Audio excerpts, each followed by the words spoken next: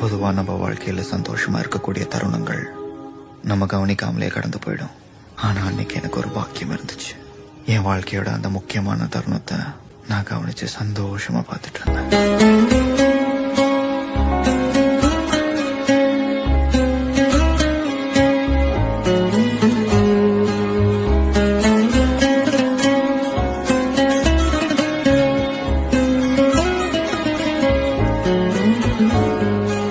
இன்னைக்கு உனக்கு பொண்ணு பாத்துடலாம்.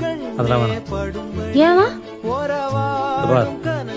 எஸ் ஜானகி தேவி மாதிரி ஒரு பொண்ணு லவ் பண்ணிட்டு வேற ஒரு பொண்ணு கல்யாணம் பண்ணு.